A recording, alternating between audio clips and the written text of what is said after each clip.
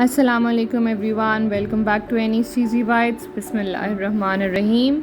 I hope आप सब ठीक होंगे और मेरी नेक्स्ट वीडियो का इंतज़ार कर रहे होंगे. Before starting the video, if you have not subscribed to my channel, it would be nice to subscribe first so this channel can grow.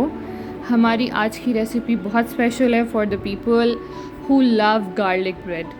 So this is a Bologna cheese sandwich, an advancement of the garlic bread you can say, and the best recipe for breakfast time or tea time snack. You can see the oozing cheese. So coming towards the ingredient, the main taste enhancer of the recipe is the garlic butter, for which I used garlic chopped, 1 teaspoon sugar and butter. Take the butter, salted one. Then bread slices, remove the corners, mozzarella cheese and K&N's Bologna slices. Now coming towards the assembling of the recipe, for that I take 1 slice of bread, put some butter on it, the garlic butter which we have made. उसके बाद हमने करना क्या है, take 2 or 3 Bologna slices and put them over the buttery slice. इसके बाद हम इस पे लगाएंगे मोज़रेला चीज़. मैं चेडर चीज़ नहीं यूज़ कर रही बिकॉज चेडर चीज़ जब हीट अप होती है it comes in form of some liquid.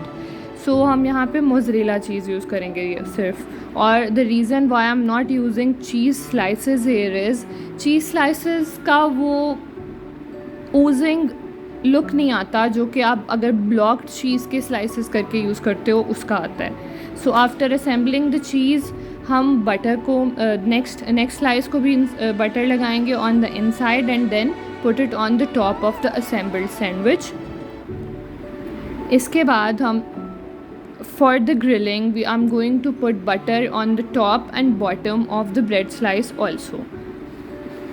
Believe me, जो बटर हम ऊपर लगाते हैं and then this butter is grilled, the flavour of the grilled garlic and the aroma of herbs, आप restaurant की गार्लिक ब्रेड भूल जाएंगे आफ्टर हैविंग दिस सैंडविच. और अगर आप ये सैंडविच अपनी किसी टी टाइम के लिए बनाते हैं, your guest are coming in and you are making this sandwich, your guest will never forget this sandwich. So for grilling आपने करना क्या है, अपने ग्रिल पैन को पहले से गर्म कर लेना मीडियम टू हाई फ्लेम. आप ठंडे पैन पे अगर सैंडविच रखोगे तो वो टाइम भी लेगा और उसके ऊपर एक जो लुक आती है ग्रिलिंग की वो नहीं आएगी. सो आपने मीडियम टू हाई हीट पे पहले से अपना गर्म किया हुआ होगा ग्रिल पैन और फिर आप उसके ऊपर सैंडविच रखेंगे और ग्रिल करेंगे to melt the cheese properly. Now you can see here that how the cheese is melted and how yummy it looks, and this is the inside look of the sandwich. This is the main look of the sandwich.